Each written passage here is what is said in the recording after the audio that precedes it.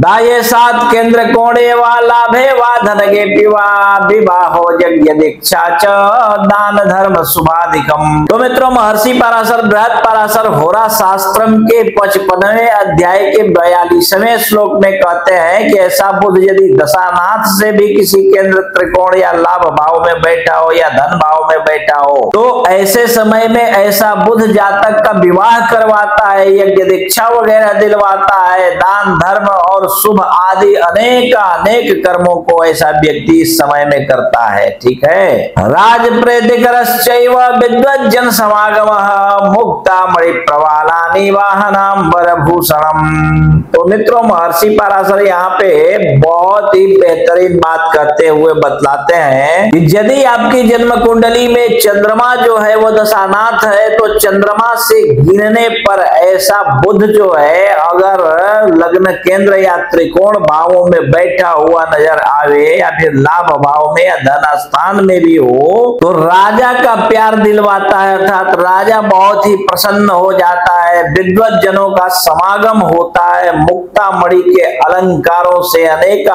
अलंकार से ऐसे जातक का घर सदैव भरा रहता है, अनेक प्रकार के वाहन सुख और सोम रस में डूबा हुआ रहता है ना। तो ये जातक की जिंदगी तो इस समय में बहुत ही अच्छी हो जाती है। और 34वें श्लोक के पहले लाइन में कहते हैं कि आरोग्य प्रेत सौख्यम च सोमपानादिकम सुखम। शरीर आरोग्य रहता है, शरीर में कोई भी दुख दर्द तकलीफ पीड़ा नहीं होती है, ऐसे जातक को अनेकों लोगों से प्रेम व्यवहार रहता है और अनेकों प्रकार के सुख संसाधनों की कमी नहीं होती है। सोम रस में डूबा हुआ ऐसे जातक का जीवन व्यतीत होता है। ठीक है ना। तो इसी प्रकार आप भी अपनी कुंडली देखिए और अपने बारे में अच्छे से समझ लीजिए। और यदि आपको इसके बाद भी आपकी कुंडली समझ में न आ रही हो तो आप अपने आजू बाजू में रहने वाले किसी कुशल श्रेष्ठ विद्वान ज्योतिषी का संपर्क करके उनसे कुंडली दिखाइए। और यदि कोई ना मिले तो आप अपनी कुंडली हमें दिखा सकते हैं। आप देश विदेश कहीं भी रहते हो, कोई दिक्कत नहीं है, आप वहीं से फोन कीजिए और फोन पर ही हम आपकी कुंडली देखकर एक एक बात विस्तार पूर्वक समझा करके बतला देंगे। ठीक है।